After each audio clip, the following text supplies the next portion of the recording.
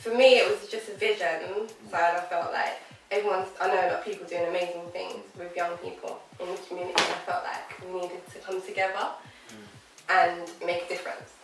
As they say, together we are stronger. So I'm really holding on to that, and I feel like if we all join forces, we can really have a big impact and make the difference that we all want to see.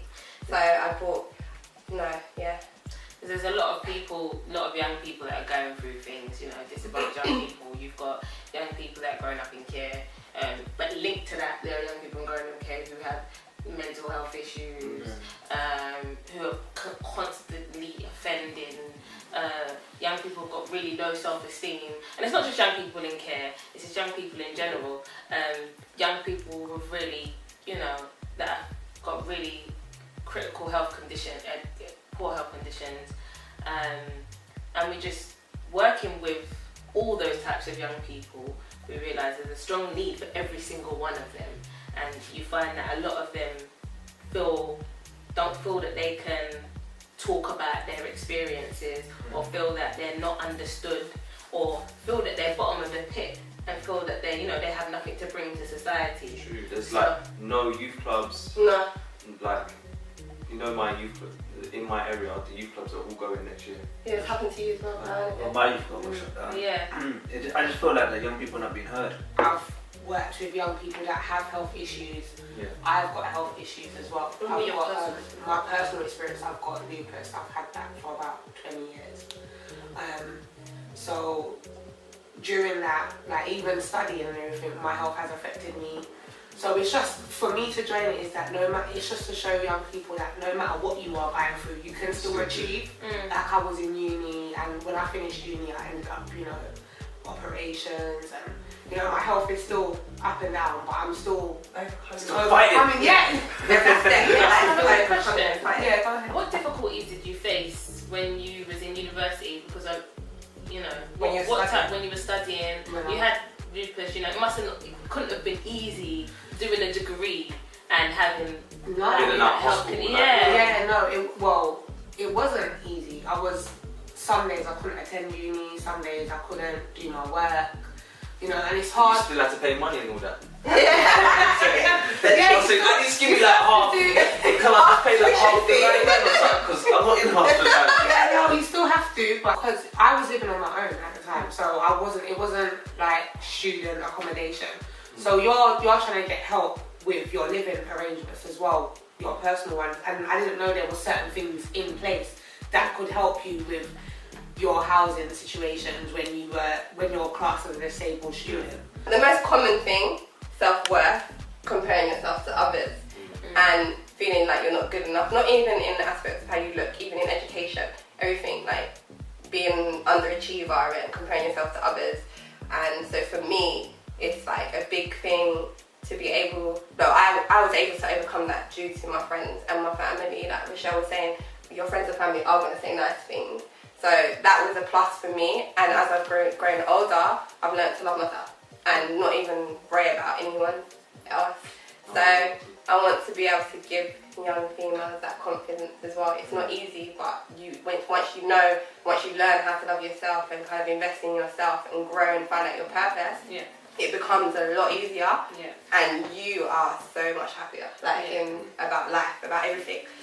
So for me, that's what Aspire to Empower is about, and the Empowerment Day as well, giving young females kind of an opportunity to be themselves and grow and kind of develop and find out who they are.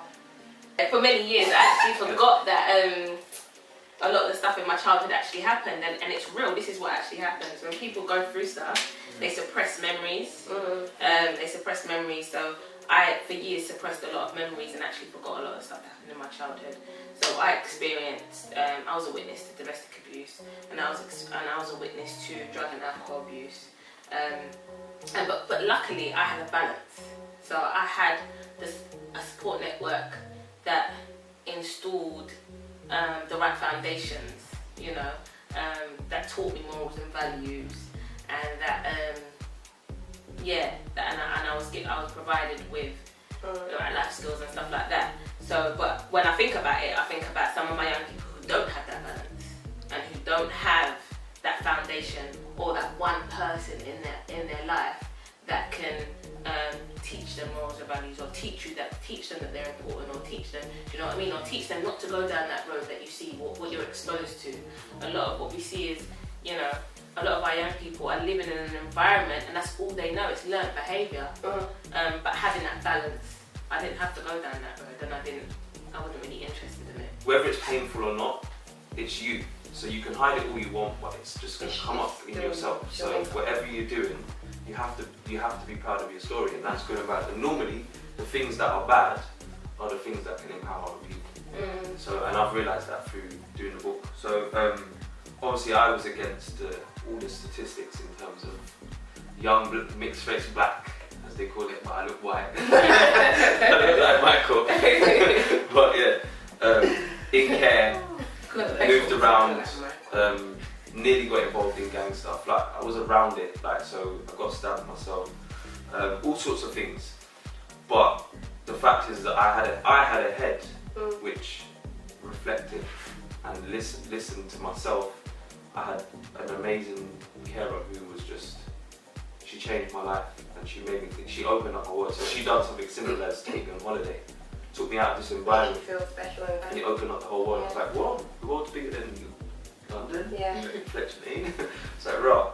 And then obviously, I like everyone else, I had quite a balance of bad people and good people in my life. And but I had more bad, and even now, I still have more bad people, but I feel like that's the challenge. That's the why I'm here, because I'm here to challenge. That's right. That. And I've always been saying collaboration. It's not here to be easy. It's not supposed to be easy. When I was young, I had no excuse to do anything bad. I had mum and dad, they were teaching me morals, I was going to school. But it's all about role models, I guess. I saw certain things and I wanted to be certain someone.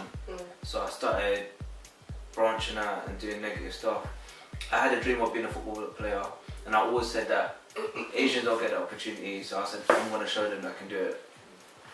But I got caught up in the wrong stuff. I got stabbed. I brushed death 3 times. My arteries came out my right arm. I was an inch away from dying. But the one that got me the most was, I was doing a deal with a group of boys from another area, and it was like, they set me up. Yeah. It was family friends at the same time as well, and some of them I grew up with because they were at school with me. They set me up and put a gun to my head, and they pulled the trigger but the gun jammed. When my mum found out what happened to me, she had a heart attack. So I'm thinking, well, I could have died. I could have lost my mum as well. It's a ripple effect. To only find out the people that tried to kill me were the same people that killed someone else in my area, and they're doing life right now. So you just got to show that that could have been me, kind of thing. And that's when I said, you know what, I can't take this no more. I tried to change. When I tried to change, certain people were like, we're not finished with you. I got shot at, missed me again, thank God. But it was just like so much things were going on, and that's when I said, you know what, this has to stop. And that's when I started doing my work that I was doing. I've been doing this for like 9 years now, 10 years. What work? Youth work. I've been doing youth work. I've been doing mentoring. I was doing voluntary at first. I started, because I love sports so much, I started with being a sports coach, because I thought I could use sports as a tool to break down barriers. And then someone saw me work and was working, and they said that, you know what, you're better than this. So they took me on. An organisation took me on and started doing mentoring and everything. And then from there I became a project worker for South London and Hackney, and that's when I opened up my own youth club. It's going perfect. But there was something out there for me. I just had to wait for it. I never knew about it until I came across a campaign that was given to me by a mum that lost her son in 2006. Same thing, he got stabbed after stopping a fight between 2 boys. And same thing, he was supposed to be a professional football player. He was going to be going away to play for England. So it just like everything was linked on. And now I run a nationwide campaign against gun and knife crime, against youth violence. So it's called 1 Minute in May. Now, the reason why it's called 1 minute in May is because in May, every year, we're going to hold a minute silence for all the young people that we've lost nationwide.